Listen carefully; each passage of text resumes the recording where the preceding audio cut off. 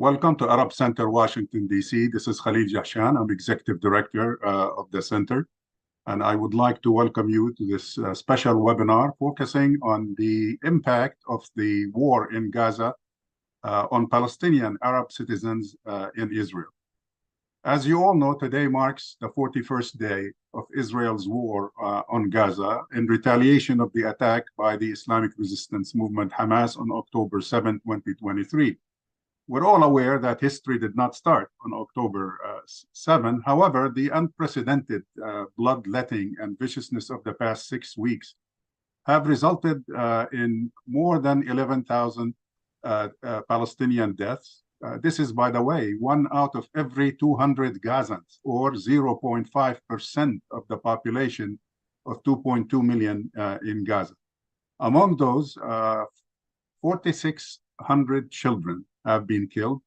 Also, 27,000 to 30,000 injuries in Gaza, and more dramatically, 1.6 million, close to 1.7 this morning, internally displaced. This is 72.7% of the population of Gaza, basically displaced in little more than a month.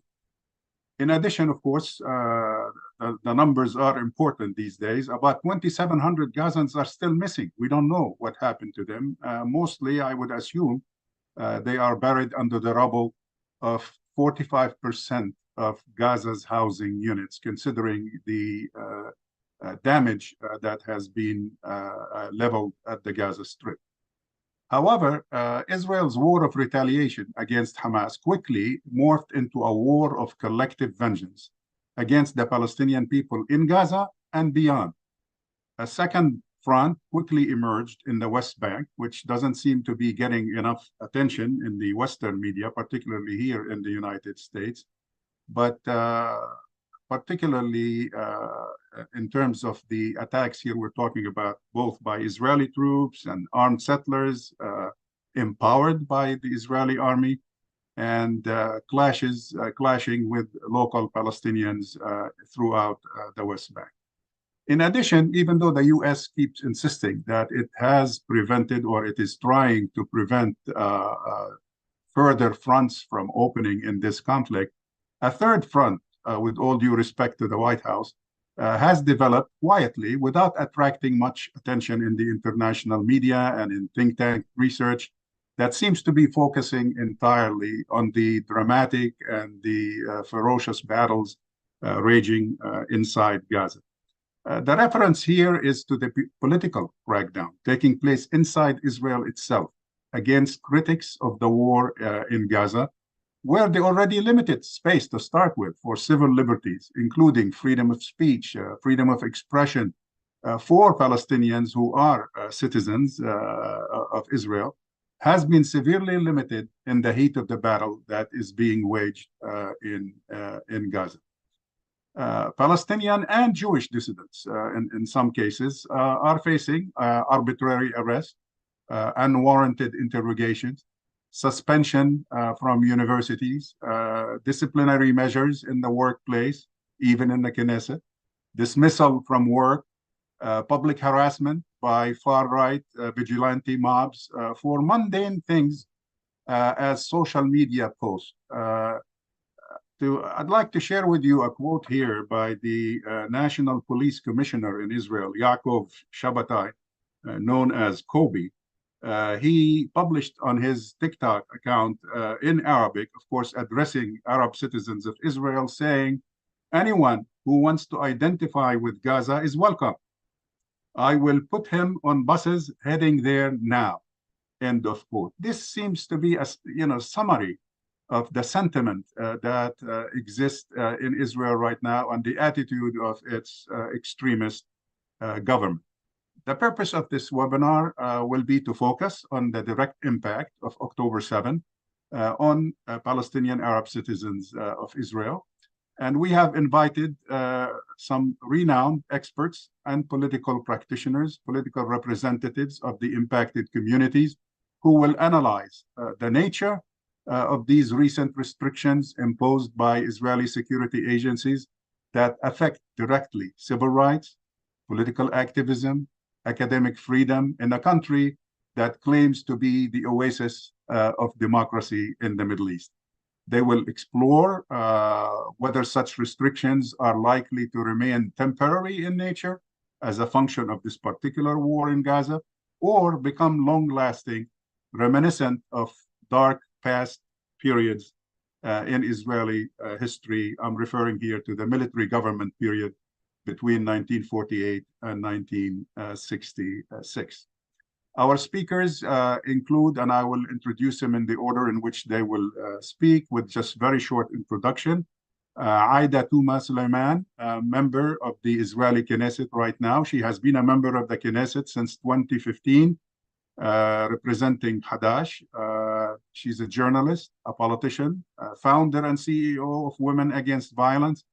And she will be talking about the general, if you will, sentiment that's taking place right now in Israel, the general practices against civil liberties, but including of interest, since she has been personally in the news, we would love to hear from her about her own situation facing a disciplinary committee for speaking against the war within the Knesset itself. Aida would be followed by Suad Bishara, who is the legal director and director of the Land and Planning Rights Unit at the Adala, the legal center for Arab minority rights in Israel. Following Suad, Jafar Farah, the director of Musawa Center, which is the advocacy center for Arab citizens in Israel, an authoritative research center and advocacy center on equality or lack thereof in Israel. And finally, we will conclude with Sami Abu Shehadeh, who's a former member of the Israeli Knesset, a Palestinian historian and politician and leader of Balad Party. We will try to limit the personal presentations to about 12 minutes each, to leave at least half an hour at the end for Q&A. Your questions are welcome. Please use the Q&A feature at the bottom of your page to send your question anytime during the presentations, or you may email us at events@arabcenterdc.org, events@arabcenterdc.org. Please be brief, no long comments, just questions. Address your question to a specific speaker, if you don't mind, after identifying yourself, and I will be more than delighted to pass your questions on to the speaker. With that, let's go ahead and proceed. Just to alert you that Aida is rushing to some appointments in Jerusalem right now. She's speaking from the car, in case you notice the moving picture a little bit, so bear with us. The main thing right now is to hear her important presentation. Aida, go ahead. The microphone is yours. Just open your microphone, please. There you go. Yeah, thank you. Thank you for the introduction, and thank you for asking everybody to apologize me. I'm really to excuse me. I'm in the car. Hope I'm not. I'm heard well, at least, if not seen well. I wanted to actually, I'm talking to you today after a very long and exhausting day that I had yesterday when the ethics committee in the parliamentarian ethics committee decided to suspend my participation in the Knesset, my parliamentary work in the Knesset for 2 months. Which is one of the very hard decisions made against an MK. And all of my guilt was that I tweeted some quoted testimonies from physicians from a Shifa hospital in Gaza. That's what the horrible thing that I did in order to bring me into the ethics committee and to accuse me of shaming the army during the war, and even the most dangerous side of the story is that it was a massive complaints organized by a very right-wing organization. They had the ethics committee received in one day 2,500 complaints about my tweet. So you can understand, I'm saying this in order to get you to understand that everything and every action taken by the right wing, far right wing in Israel, fascist groups, is very well organized and have a good ears to listen to among the government and the parliament in Israel. The situation now is that actually the ethics committee declared, the parliamentarian one declared joining forces to the government, the police, the Shabak, in its attack on the Palestinian citizens of Israel during this war by persecuting, by harassing, and by silencing any voice that can be understood, either calling to stop the war immediately or solidating with even the children of Gaza, or feeling for the suffering of our own people in Gaza. I'm saying this because probably also my colleagues will tell you about the different tools that are used in order to silence the Palestinian society. That is very well known. It's the core and the heart and the main mass of the anti-war movement in Israel.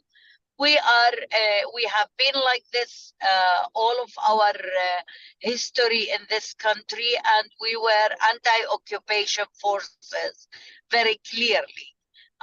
Of course, this is, you said in the beginning that the history did not start on the 7th, which is true. The history also in this case did not start on the 7th of October, because if you remember very well, Israel was under a huge discussion and protest in the last year before the 7th of October, because the government was leading a judicial overhaul that meant actually to liquidate what is left from democracy in this country, mainly who was enjoying this remains of democracy were mainly the Jews, that's right, Jewish citizens, but also the fact that the war came and 7th of October came on that background under a very right wing with fascist component government, made it even more difficult. And the attack now of all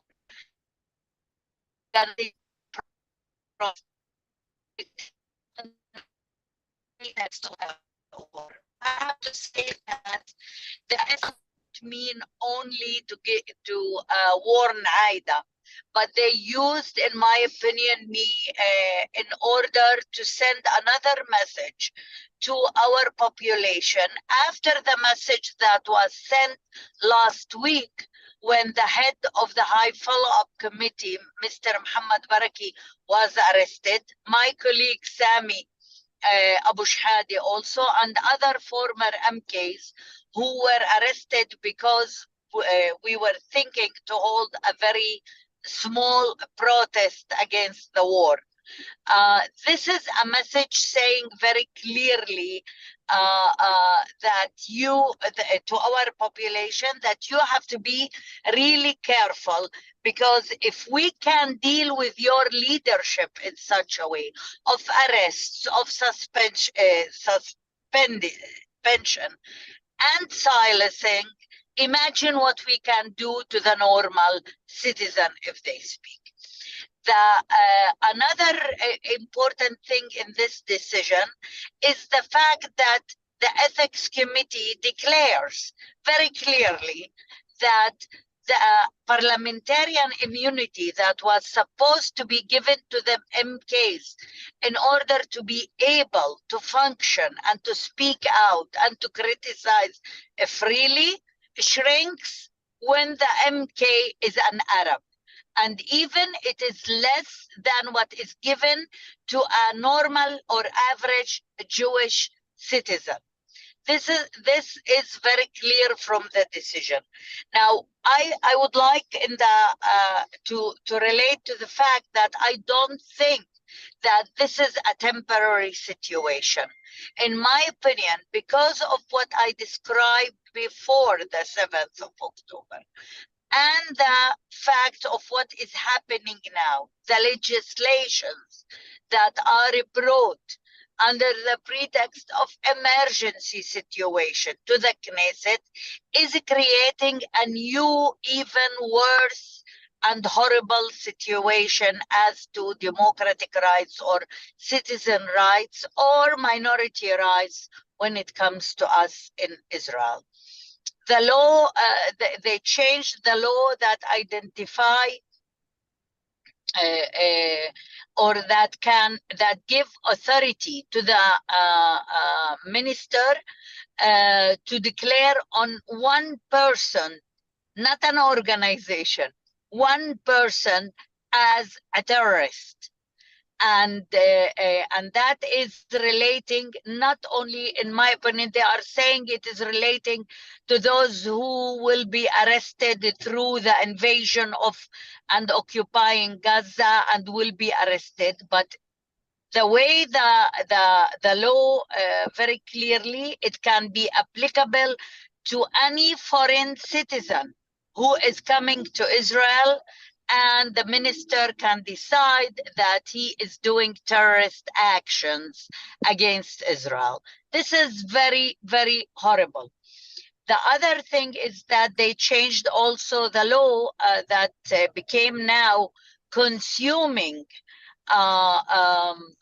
media items that are coming from either ISIS or Hamas on a constant base might make people go to prison for 1 year, even if they didn't do any action.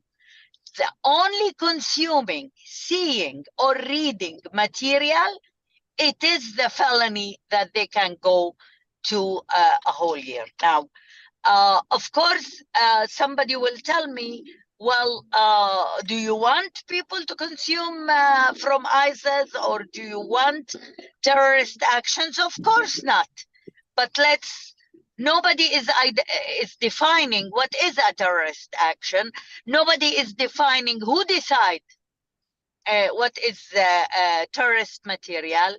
And on top of that, people are not supposed to be punished for thoughts or for desires in their hearts. This is not how the law works. The other thing that is very, very dangerous, and also that can be seen from the case that I'm facing and other are facing, the right wing, the fascist right wing, is very well organized and armed. There are more than 256 applications for arming for civilians. And this is like equal to what has been the applications that were authorized in the last 10 years in Israel, which means you have very racist, angry, organized, armed groups out there. They turned every student, every physician, every Jewish person out there, they want them to become informers that are taking part in informing about Arabs who are anti-war or sympathizing the suffering of Gaza people, and taking actions of terrorizing people.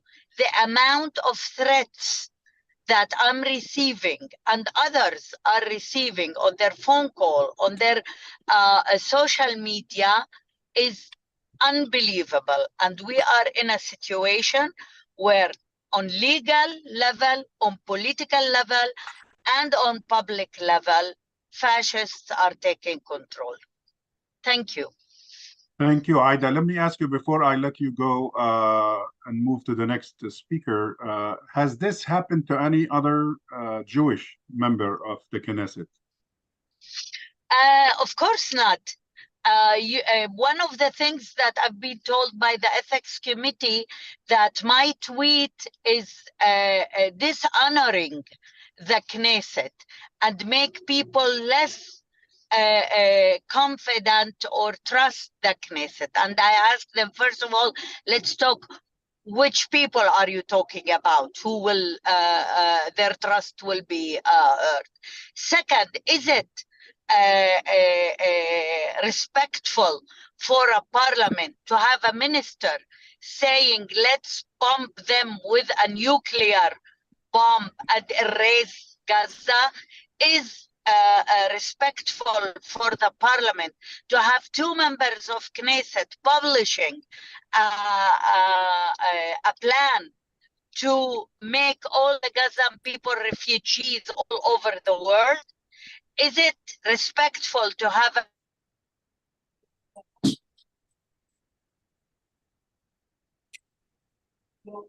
I think we're losing Aida there for a minute.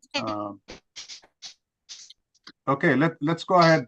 Thank you, Aida. We'll come back to you in a bit. Let's go ahead and move to our next speaker, Suad Bishara. And Suad, as I mentioned earlier, is the legal director. A full plan. Thank you, Aida. I know you probably can't hear me. Nabil, can you cut off the line with Aida at this time? It doesn't seem to be clear.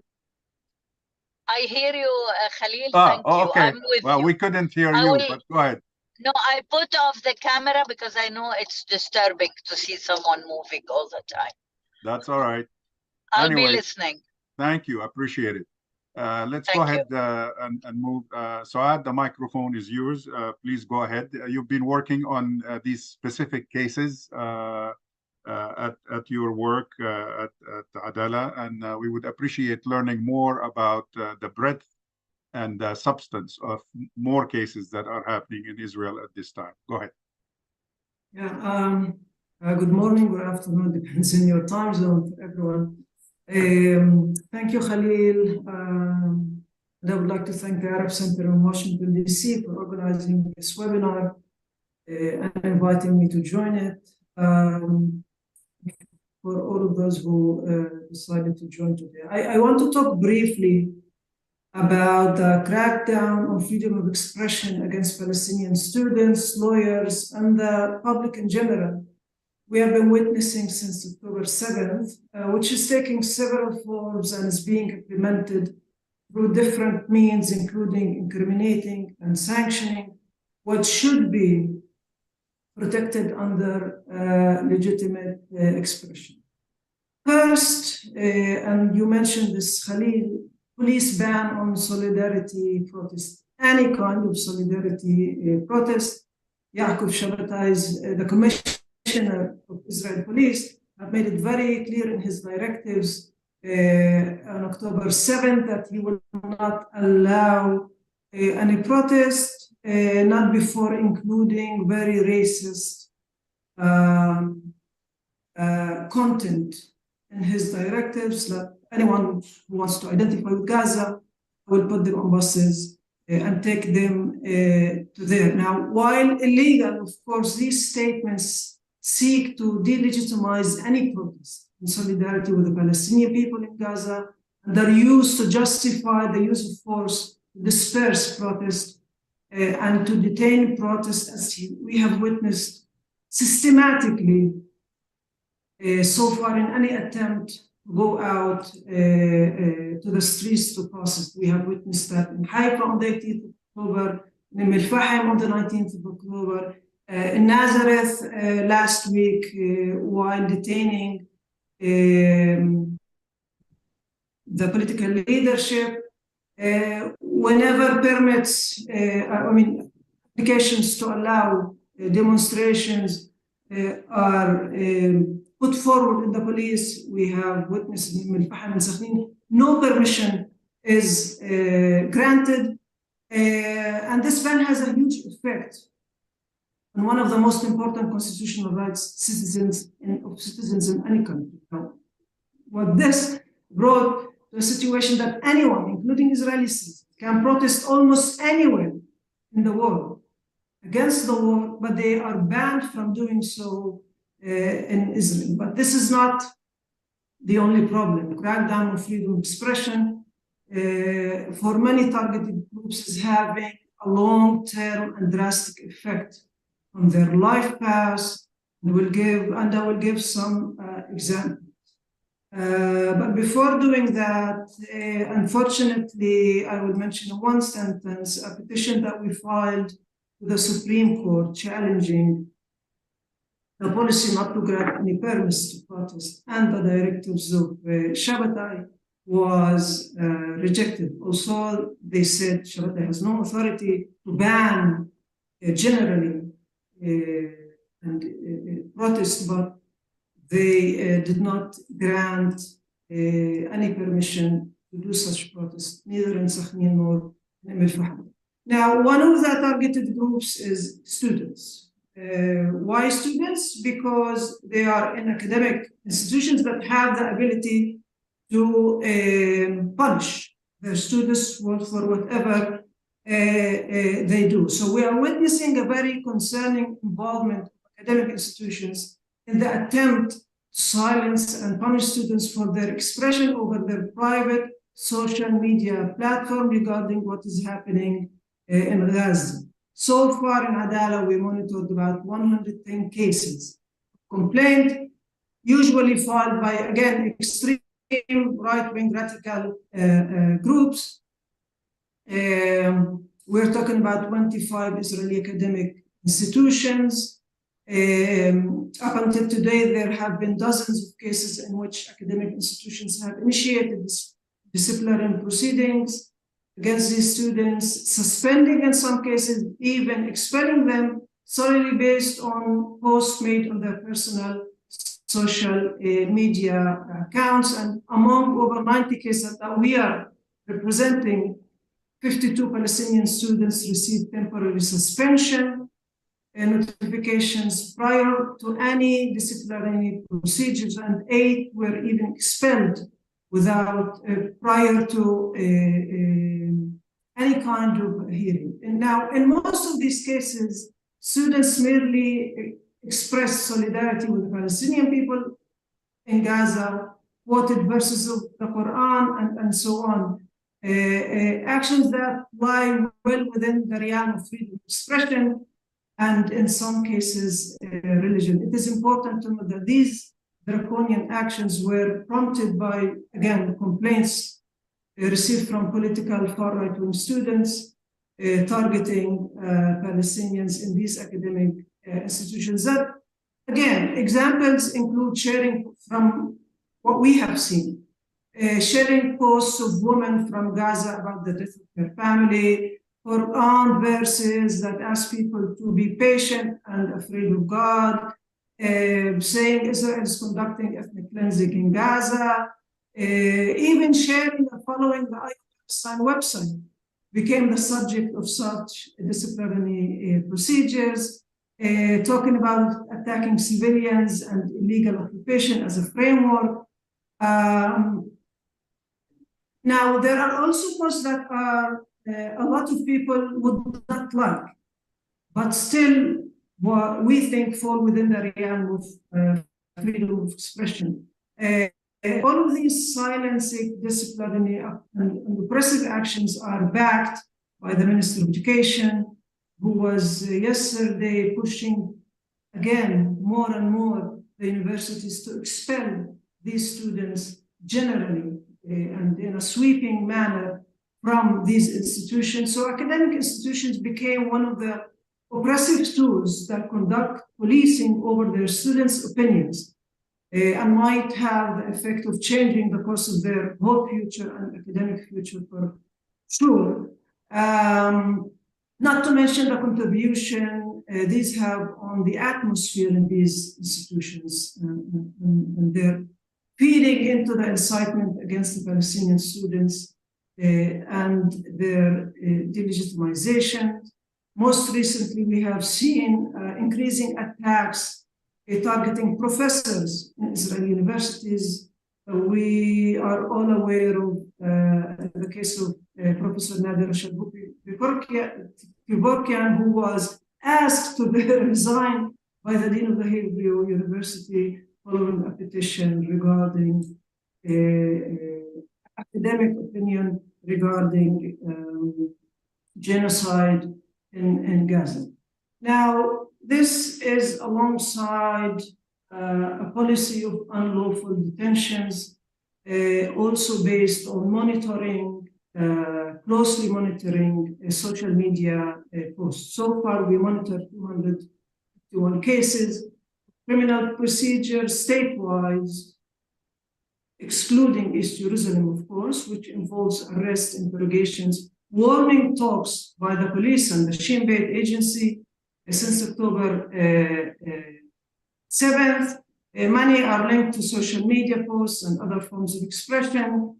And again, we see here generally the same pattern of attempting to criminalize identifying with the Palestinian people in Gaza, sharing information, media outlets, and so on, showing the Palestinian flag as is, protesting against killing of civilians, all investigated as supporting terror action and terror organizations in a way or another, making de facto no space for any kind of freedom of expression under the circumstances. Another aspect that stands out, in my view here, is the dehumanization of all people in Gaza. This is reflected also in the detentions and criminal procedures policy against people who identify with the victims in Gaza. Otherwise, you won't be able to understand what is happening. So you cannot do that if you do. So there will be consequences. Now, the other aspect, suppression of speech by Palestinian lawyers. Unfortunately, the lawyers' bar is involved. The same inciting and disciplinary measurements are taking place against lawyers due to post, again, the same patterns, monitoring social media, filing complaints by fellow lawyers, and then procedures start. On October 18th, the deputy head of the Bar Association made a public statement on his official Facebook account that the Ethics Committee had submitted new emergency regulations to the Minister of Justice, and that it will have the authority to immediately suspend the lawyers suspecting of supporting terrorism. The same pattern we are seeing with targeting workers and employees, disciplinary procedures, suspension without a due process, against based on posts on social media. We're aware of hundreds of calls for consultation referred to an organization called Kiyan, who took upon itself to deal with these employees. So basically, we have a huge shift. The constitutional and legal norms and principles we have been working with for a long time, problematic as is, even before the war, but the drastic shift, the norms now is bringing to a great fear among the public in general. If I want to give you an example from my experience, someone approaches me for a consultation about a post she or he wants to post on their social media, I can confidently say this is clearly falls within the realm of freedom of expression. There's no incitement against for terrorism or violence. There's no support of terror actions or terror organizations. But when I'm then asked, will I be arrested? My answer is that I cannot guarantee that you won't be arrested or even indicted, suspended from your university, lose your job, or no fear of procedure or due process. So this brings us to a situation where people are not allowed to go out to protest. People are afraid to express their feelings and views over social media, even on WhatsApp friends group. And we had some cases where conversations brought in these WhatsApp groups brought to indictment. So there's an atmosphere of fear. There's nothing I can do. The law does not protect any of my rights. And this is the atmosphere. Now, allow me one last comment about what this means. Like beyond the crackdown on freedom of expression matters, fear of unfair procedures, people losing their jobs, and so on, we are clearly talking about persecution of Palestinian citizens, political, for who they are. But even beyond this, there is something very dangerous growing here that Aida touched upon. The past few weeks, we saw Ben Gvir tweeting incitement statements against Arab judges who dared to release 2 detainees. He called one of them an enemy from within, official judge in the Israeli judicial system. Ben Gvir did not think even twice to call him the enemy from within, but this shows the scale of incitement that we are seeing against Palestinian citizens of who they are. Many extreme radical right-wing groups are also inciting against Palestinians. Mr. Ben Gvir is distributing weapons, as Aida mentioned, for Jewish citizens all over the country, establishing armed groups that work with his Ministry of National Security. This orchestrated persecution of Palestinian citizens that aims to legitimize them, incite against them, mainstream that they are the enemy from within, and a legitimate target of oppression and police violence and mobs violence or threats is starting to show results on the ground, as we have seen in several incidents so far. One of them is Netanya, violent assault on Palestinian students. Netanya College was to the eviction of all of the Palestinian students from the dorms for their protection, so-called, instead of holding people who attempted to assault them. Thank you, Suad. Yes. Harish demonstration in front of an apartment building demanding the eviction of Palestinian family.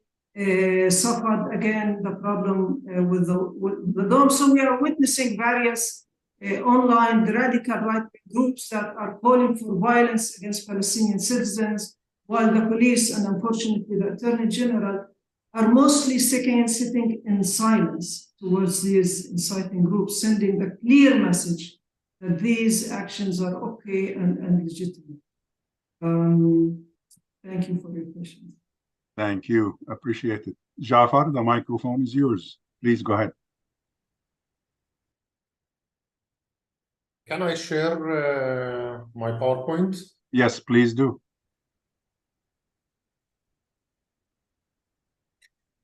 Okay. I will try to start from the background. Actually, while we are speaking now, there is still war in Gaza and people are killed. And the main purpose of the attack against the Palestinian Arab community in Israel is to exclude us from being part of the political discussion about the future of Gaza and the future of the Palestinian people.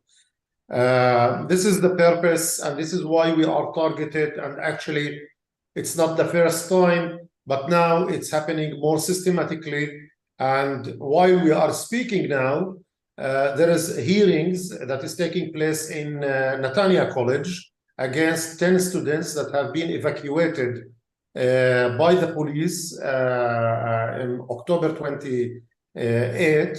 And instead of giving them the right to go back to their dormitories, they called them today for hearings and accuse them that they didn't obey actually the regulations of the dormitories.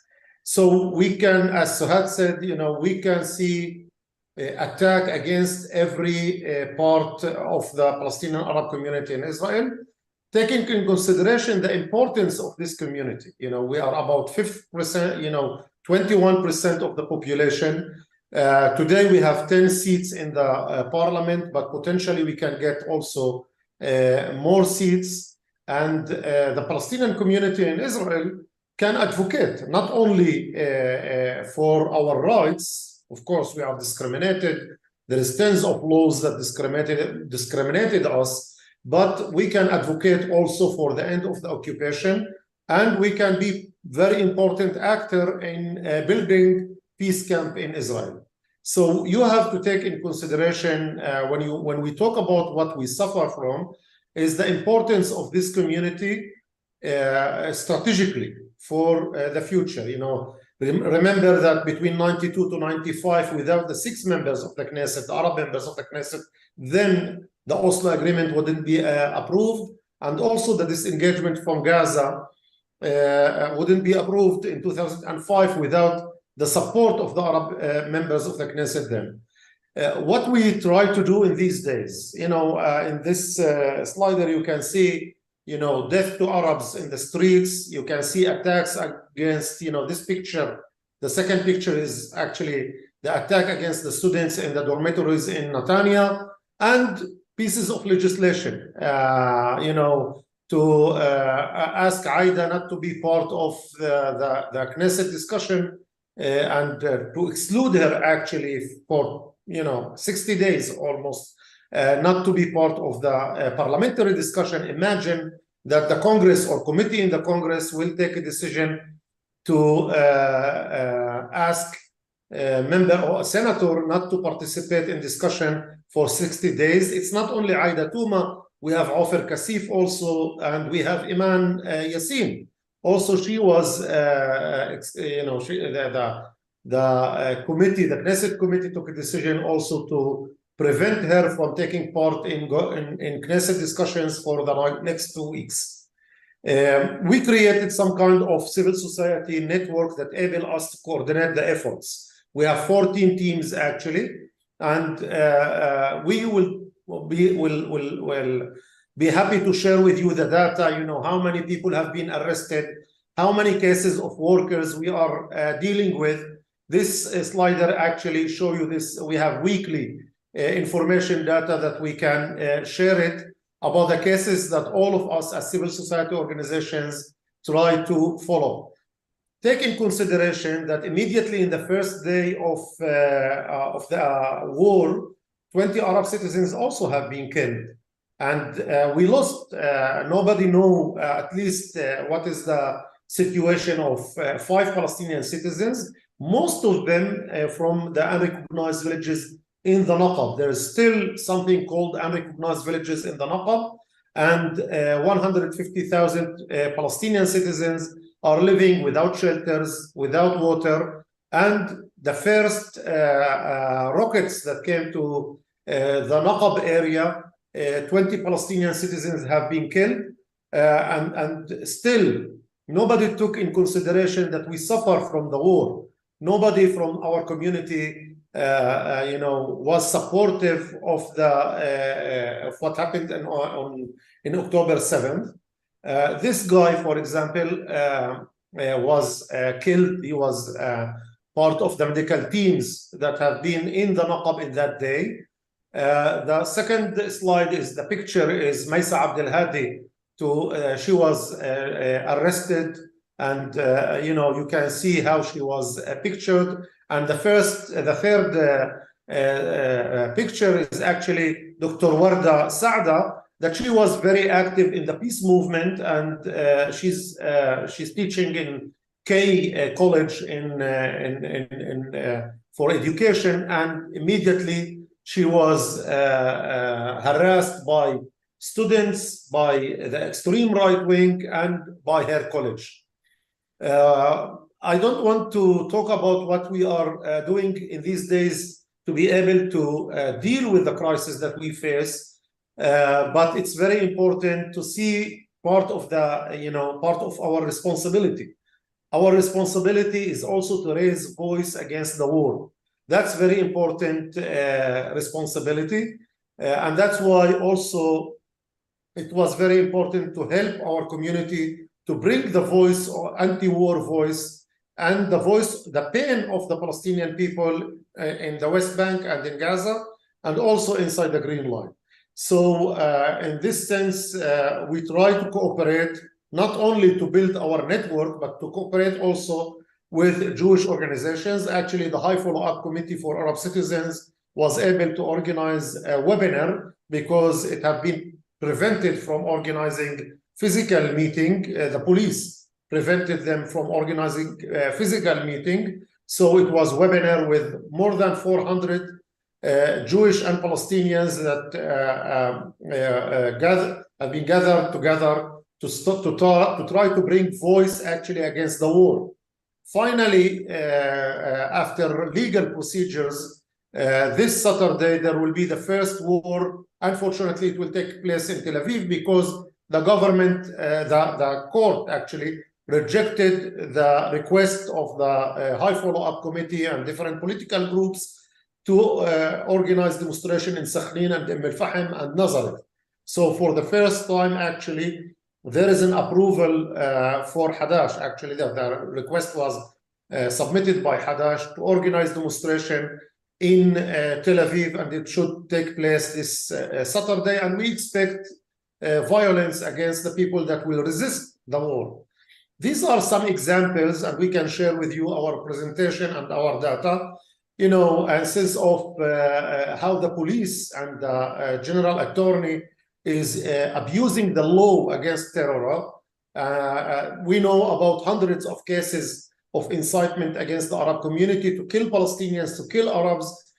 Still, there is nobody was arrested, nobody was investigated. While when we talk about last week, more than 374 Arab posts have been, investigations have been taking places in 171 cases, and more than 100 people have been arrested. So these are cases of legal procedures that the police started. We have legal procedures by universities against their students and their professors and teachers. We have hundreds of cases of workers that have been harassed by workplaces, from hospitals, lawyers, workers in different factories. And unfortunately, we in the Musawa Center, we follow up, the most cases, we try to document most cases, but we are able, with private lawyers that are dealing with labor laws, to follow up only 40 cases. And unfortunately, many people in the Palestinian community today are losing their jobs. And the reports that we get from the jails, these are like some pictures of how the police is dealing with the Palestinian community, and also with the Jewish citizens that are against the war. We get reports from the jails. Actually, 2 lawyers that have been arrested reported today to us that the officers in Megiddo jail attacked prisoners, and 1 prisoner was killed. Today, we had a case of student from the Technion that was arrested 2 weeks ago, and she's still jailed. The judge ordered to give her the possibility to call her family. It haven't been implemented, and she reported during the hearing in the court about the violence that have been used, especially against female. We have more than 25 women that have been arrested since the beginning, especially students that have been targeted. Today, we discovered, for example, that one of the people that are inciting against the Palestinian students in the Technion, he is the son of the judge that was supposed today to hear the case of this student in the Technion. We are not in easy situation as a Palestinian community. Still, we have the responsibility, we have the accessibility, and it's very important to resist the mainstream that call for more blood, more killing. And I think it's very important, and that's why this webinar is very important. The voices, the international voices are very important. And I would like to call you, especially in the US, translate this support and the fact that people are out in the street to political representation. One major challenge that we face internationally in Europe and in the US is the fact that the public support to peace and reconciliation and to the rights of the Palestinian people is not translated to political power. Unfortunately, today in the Congress and Senate, we have few members that actually we can call them to react. I think it's very important for us, taking in consideration that there is different scenarios for the next few weeks for Gaza Strip and for the Palestinian community in Israel. It's very important to act and to prevent the Israeli government to prevent us from bringing our voice to end the war and to have a solution for the Gaza situation and to the occupation. That's very important issue that we hear every day about different scenarios to bring the Saudians and maybe Egyptians with with international troops to Gaza Strip. And it's very important for us, at least as a Palestinian citizens of the state of Israel, to remind everyone that the solution in the end of the day is in the hands of the Palestinians and the Jews, and normalization with any Arab regime is something that is preventing the solution between both nations, both communities. It's very important that you act for ceasefire immediately. I think your webinar is important today, and we follow up very closely the demonstrations that are taking place in the US. It's very important to translate this public support to the Palestinian people and to the peace camp in Israel to political power that will enable us to end the war and to go for better future.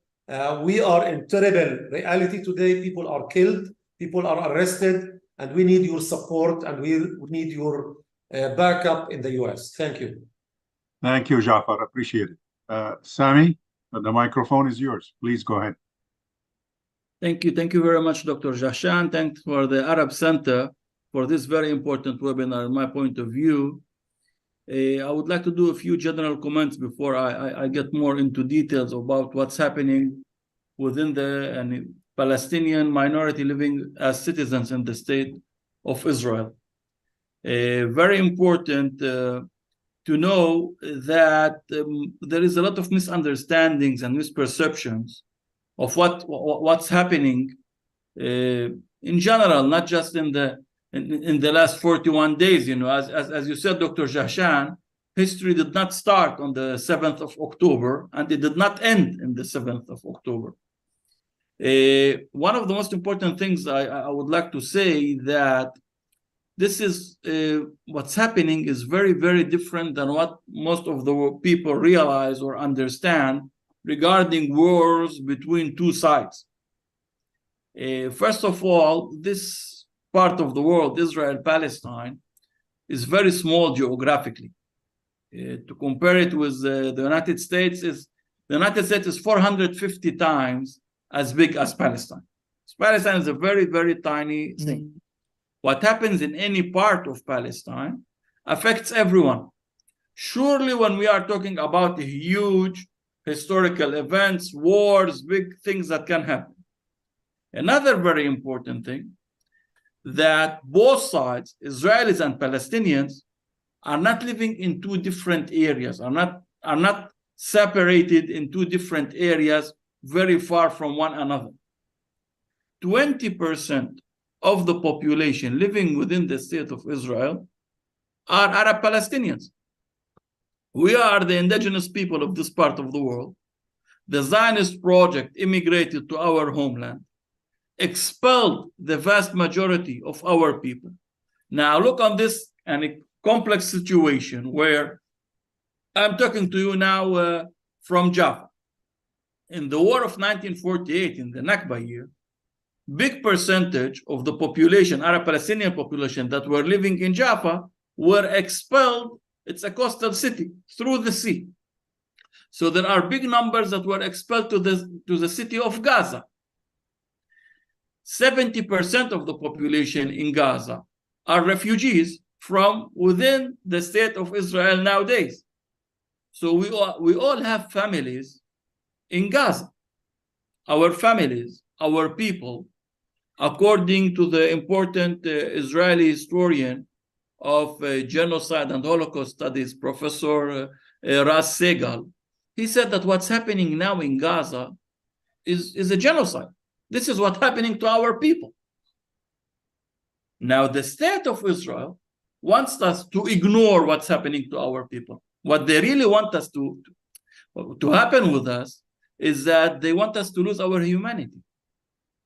And also, if these children that are being killed and every few minutes, or all these women that are being killed every few minutes, thousands of people are being killed and all the time, the Israeli state is expecting us to lose our humanity, to lose our empathy. And also, if these people were foreigners under war crimes, under genocide, as humans, we should react against the war. Now, it's becoming much more complicated because we are talking about our families. We are talking about our own people. The state of Israel has prevented us from expressing our anti-war views since the beginning of the war. Now, the issue here is not that we are talking about some extreme fascist politicians that are on the margins of the society. What's happening in the state of Israel, that there's nearly a consensus within the Israeli Jewish community on the war crimes that are happening against our people. Most of the Israeli Knesset has supported the war. The vast majority, more than 90%, have supported the war. All the state institutions became part of the Israeli army and are dealing with all Palestinians as enemies, regardless with what we are doing or what we are saying. The fact that you are a Palestinian, you are accused of being a Palestinian, and the state can do anything to you, and you are also cannot do anything. And you have nowhere to complain because the legal system has become part of the war. The police system has become part of the war. All the state ministries has become part of the war. And also the Israeli regular population is part of the war. We are having a lot of small fascist groups attacking us in the streets for being Arabs, just for the fact that we are Arab Palestinians.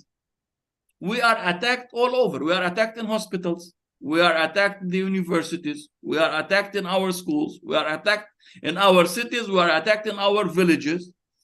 People are getting arrested for something that they put on their social media, which is totally legal.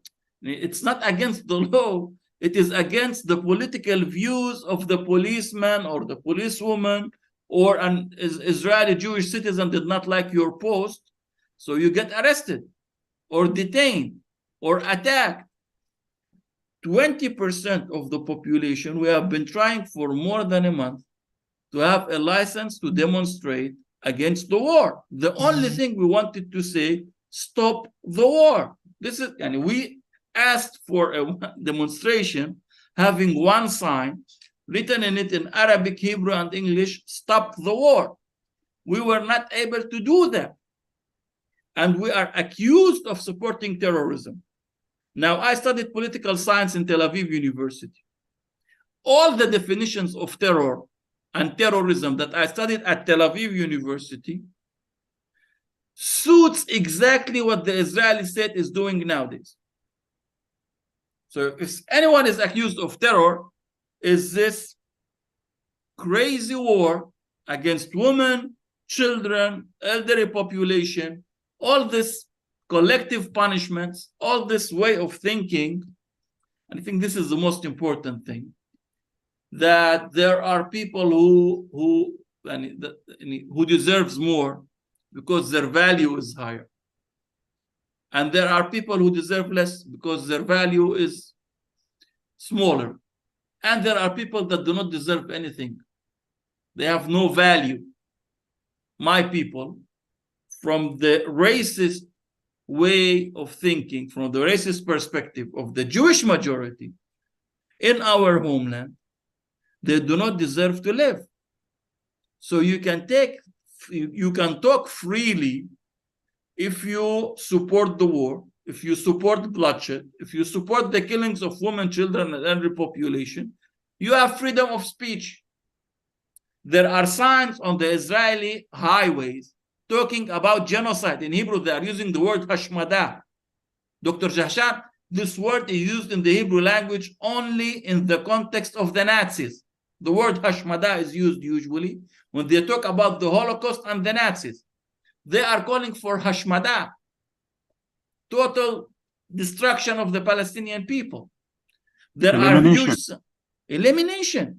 They are talking about signs on the main streets saying that the victory picture would be Gaza without residents, Gaza without citizens. You are talking about ethnic cleansing, and all these voices that support ethnic cleansing, that support killing of people, that support the war with no any logical limitation, are totally welcome. And imagine a minister in the Israeli government, not a small neo-Nazi on the margins of the society.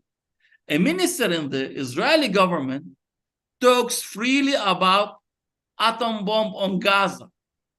This is considered legitimate. The Prime Minister Netanyahu did not think that this is an illegitimate thing to say and brought him out of the government. He prevented him from saying a few different meetings, but he continued to be a minister in the government, which means, according to the majority in the Israeli Knesset, that saying such a horrible thing is considered legitimate. What is the illegitimate voices? The illegitimate voices in the Israeli society nowadays is to stop the war, is to call for stopping the war, is to call for stopping the bloodshed, is to talk rationally about human rights, is to talk rationally about the political solution. There is no military solution for the Palestinian question. The only solution is to build a normal democracy based on the values of justice and equality for all, Israelis and Palestinians. This attack on the Palestinians all over, in Gaza, in the West Bank, East Jerusalem, the 20% population living as citizens in the state of Israel, is being, from all sides and all components of the Israeli state. I think the most dangerous thing is that the political leadership in the state of Israel are behaving irrationally.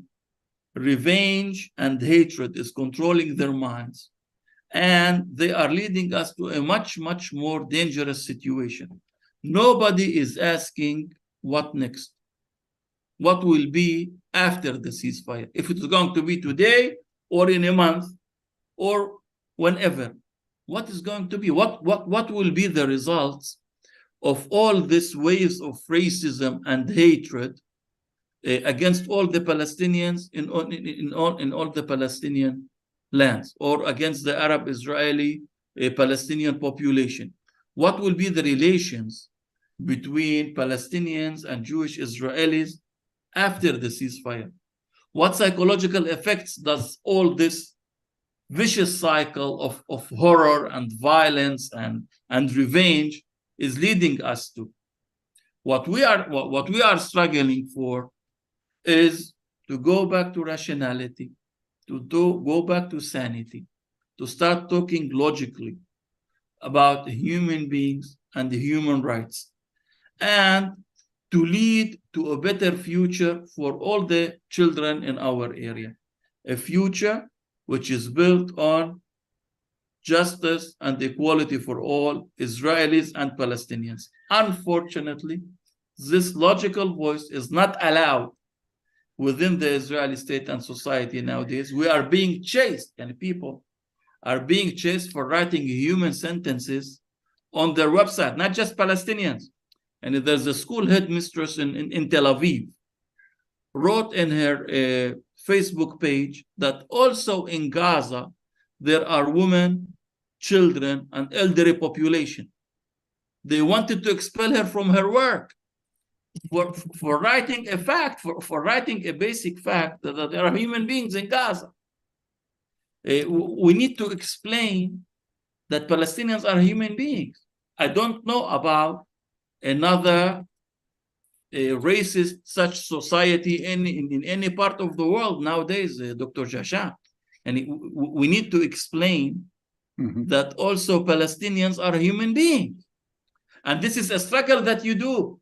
When my colleague Aida said that in the Knesset, she was attacked by Knesset members for saying that there are women and children in Gaza. I think that this is a very, very dangerous situation. The implications are going to be also very dangerous after the ceasefire, because this fascist minister, Itamar Ben-Gvir, that was accused by terrorism and according to the Israeli law, and now he is being the interior security minister, this terrorist. His spirit has passed to a lot of the people who are leading the police and the judicial system within the state of Israel. And what Professor Zeev Sternhal from the Hebrew University has been warning us in the last 2 decades, before he passed away. He was considered one of the best experts in the world studying fascism, that the Israeli state and society are deteriorating very fast into a fascist society. And this is something dangerous for all the population and also for the area. Our main duty now, as people who believes in human rights, is to, first of all, prevent what's happening now of all the people losing hope, and to continue with all this pain regarding, with all of what's happening, no matter what all this violence and revenge wants to lead us to. We should struggle to keep our humanity and to try to lead both societies, Israelis and Palestinians, for a just future for all. Thank you very much. Thank you, Sami. I appreciate it. We have quite a few questions to try to answer over the next 20 minutes.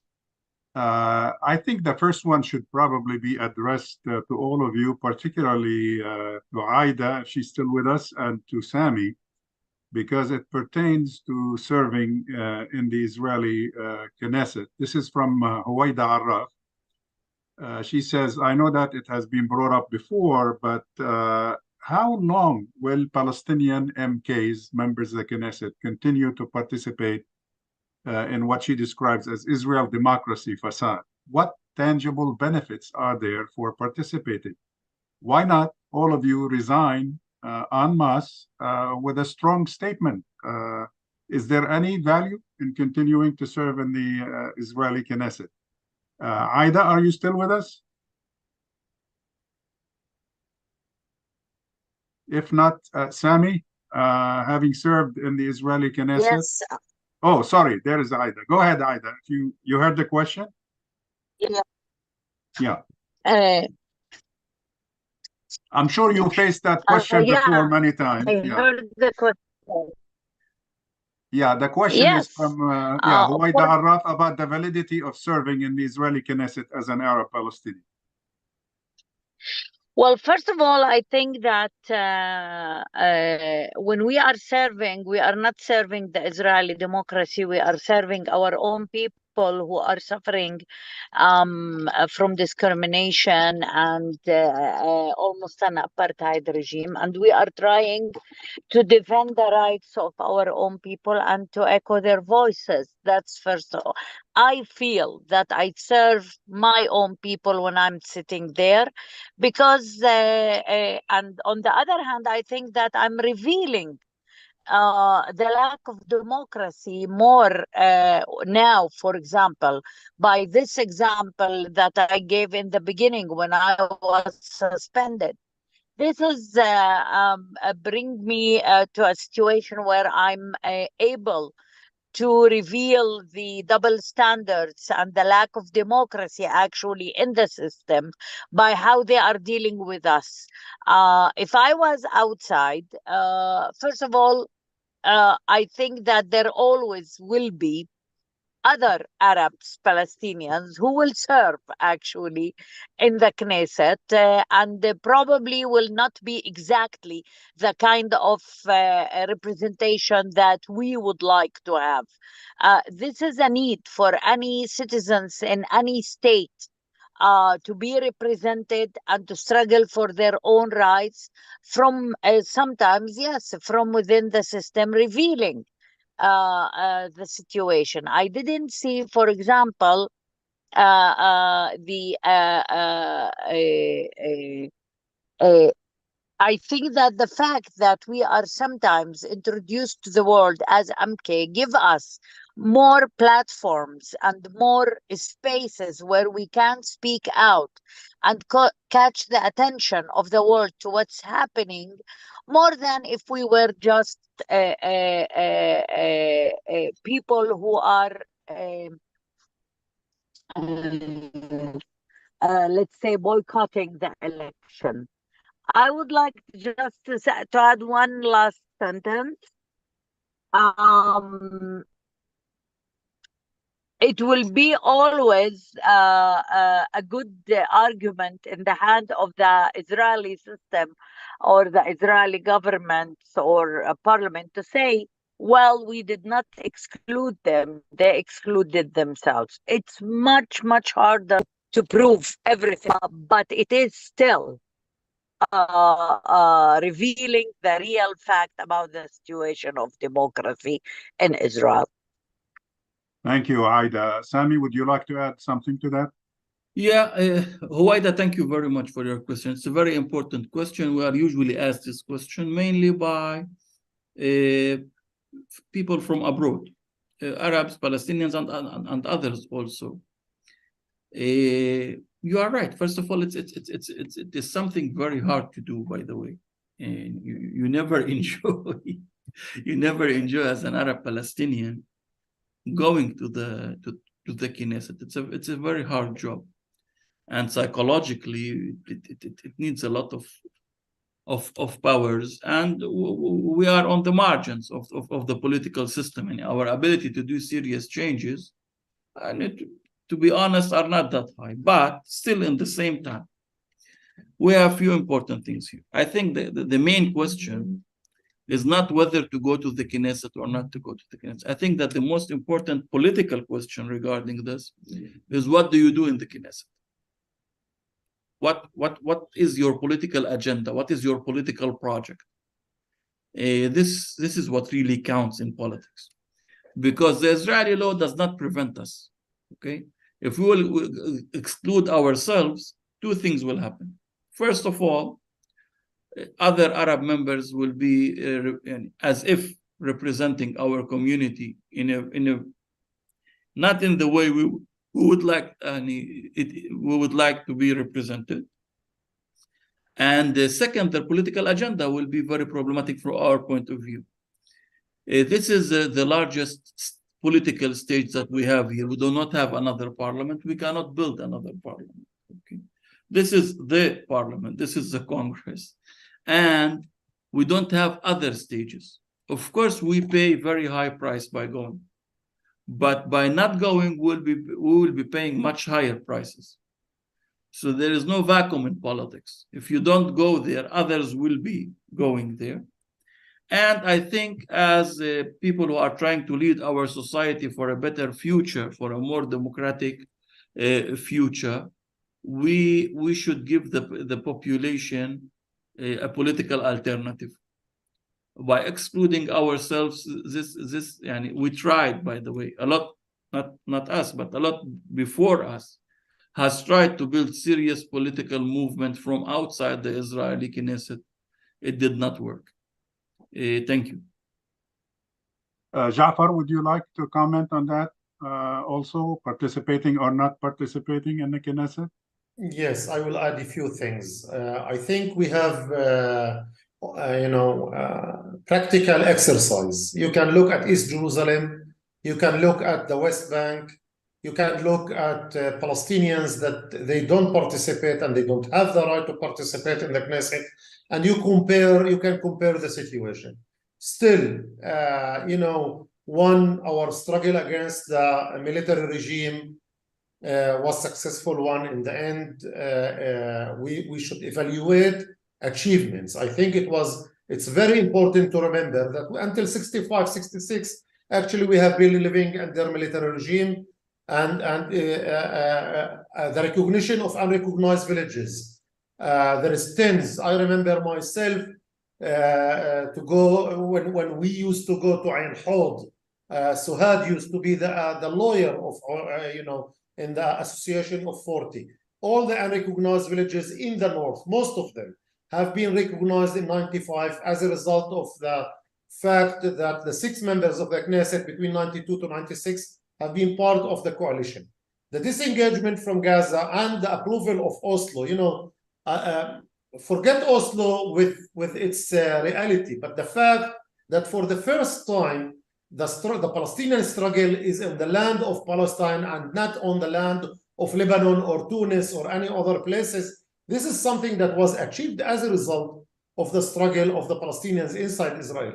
So in this sense, don't undermine, in the end, there is a game that it's called 120. In local councils, it can be also 31. It's a game that you have a number and either you are part of the game or you are outside. And if you are outside of the political game, I don't think that they will not take decisions on your behalf. Actually, look at the West Bank. Still, nobody vote in the West Bank. Nobody almost vote in East Jerusalem. And of course, nobody vote in Gaza. But still, the Israelis take decision on their behalf. They occupy them. They behave, look at the situation now. And, who care in the international community really, for the last more than 50 years, people are living under the occupation in the West Bank and Gaza. And I didn't see that the international community really came to protect the Palestinians. So in this sense, it's very important that we will be part of the political game here. The extreme right wing want to take us out of this game. They don't want us since 95, actually, because they understood the importance of our presence in the Knesset. They want systematically, every election since 95, they try to exclude us from the political game. So let's put things in context. The context that from the river to the sea, we have different realities, and the reality of the people that don't vote is not better than our reality. Thank you, Jafar. Suad, would you like to add anything?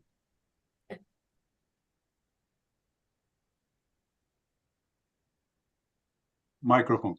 Sorry, yeah. Yes, all right. Don't have any further comments.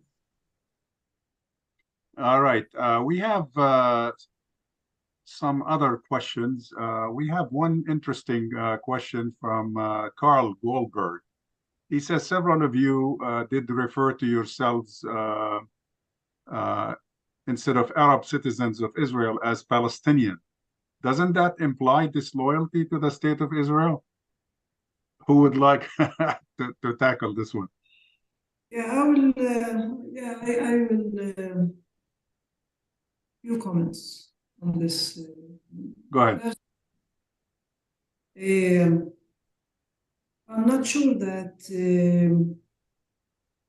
any American politician would think to ask the natives in America not to identify as natives. any other indigenous community, native community, all over the world. Now, it's a matter of self-identity, of self-identification, which all people should be granted the right to do so. Now, whether this implies disloyalty to the state of Israel or not, this is the correlation is not clear for me. First of all, what is loyalty to the state of Israel? And second of all, one important thing. Do I identify with the principles of oppression? No. Do I identify with the principles of occupation? No. Do I identify with racist policies? No. Do I identify with the racist laws? No. Do I identify with the racist constitutional norms? No. How do you frame that politically? It doesn't really matter. Yeah. Do I identify with the nation-state law? Of course not. We're struggling against it. Yeah, now, one important thing in this regard, Israel, since its establishment, has done its best, legally, politically, constitutionally, not to go what is known in the American public as the melting pot. This is what the Americans like to define or describe America. It's a melting pot. You have people from all over the world. They have different identities, different countries, and there's a state that's a melting. It creates the American people. Israel is the antithesis of this, regardless whether the US succeeded or not. This is another question. But Israel is the antithesis. Israel was created and is managing its politics and law and constitution to do exactly the opposite. And in fact, under Israeli law and Israeli Supreme Court decisions, there is no such a thing called Israeli nationality. You're a citizen of Israel, but there is no Israeli nationality. Under Israeli law, constitutional system, and precedents of the Supreme Court, you have Jewish nationality and you have others. So we have to be a bit aware of how the system functions, how it deals with issues of identity, nationality, and so on, to be able. And I don't think it's justifiable in any system, regardless now, to impose on any group in its territory how to identify, and if you identify in such and such a way, this means you are disloyal, regardless, of course, of the problematic term of disloyalty, how to identify that, because it's a very broad. All right, we have a final question from Mubin Jafar Mir. Basically, he's asking that a lot has already been said all around the world about Israel's brutality of the war that it is waging against Gaza and against the Palestinians. But don't you think that Hamas shares some responsibility for this mess in terms of how it started? Would someone like to comment on that? Anybody, go ahead. Sami or? Yeah, Khalil, I can start. Go ahead. And I think it's a very important question. And I think that there is something a little bit frustrating for me for addressing such questions usually, because we say that our political agenda is built on justice and equality for all. And then you need to explain that you are against the attack of any civilian community or any innocent human being, and you have to condemn this and that. And it's not enough if you are not Jewish Israeli. It's not enough to say that you are against the attack of any civilian community or any innocent people. In order to be an accepted player in politics, there's an expectation that you first of all should accept totally the Zionist settler colonial project narrative and accept your inferiority, and then you can be part of a legitimate any game. Or of course there is responsibility on Hamas on what's going on, and of course there is we totally are against hurting any human being anywhere in the world.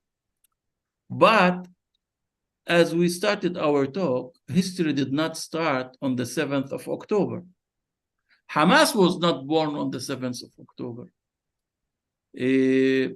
Well, in a matter of fact, it quite grew up and it became much larger in the last few years by the support of Benjamin Netanyahu and his governments. He saw it as as something very important for the Israeli strategic interests. This is how he was talking to his audience in the last few years regarding the Hamas movement. Now, anyhow, it's not a question who's responsible more, and this is not the issue. The issue is that there has been decades of oppression, of violence, of revenge, of wars, and the majority of the current Israeli political parties are not bringing any other alternative which is better for both sides. All of them are talking about more violence and more revenge, and that there is no hope for peace, and all this racist way of thinking about Arabs and Palestinians, and this is dangerous for everyone. I want to conclude by saying, Khalil, contrary to its main thesis that the Zionist movement has built Israel as a safe place for the Jewish people, in numbers, the results of the Zionist project is that this became the most dangerous place in the world for the Jewish people and for us. You can see it in numbers. So there is something wrong here, and it should be fixed. Thank you. Thank you, Sami. We have less than 1 minute left in our assigned time. I know you guys would like to probably add to this answer to what Sami just shared. And we do have many other questions that we haven't had the time to tackle. But I would like to take this opportunity, first of all, to thank all the participants who registered and participated in this webinar. And very special thanks to all 4 of you for your generosity in giving us this valuable time of yours to explain a very complicated situation, particularly that is not getting enough or sufficient attention in the Western media or as far as Western governments are concerned. As a matter of fact, I just saw a tweet from one U.S. official this morning saying that the administration is still worried about the emergence of an additional front, whether in the West Bank or inside and Israel itself. And with all due respect, they don't seem to be noticing what has been happening, not just for the past 5-6 weeks, but even historically. I don't know what you would call what's happening in the West Bank other than a second front to this war. So we did receive different comments. We don't have time to repeat them all, but they appreciate your remarks and your input today. Some do agree with what you said and some do not, but that's the nature of democracy in a country where it is allowed. And so thank you so much for your participation, and good day to everybody.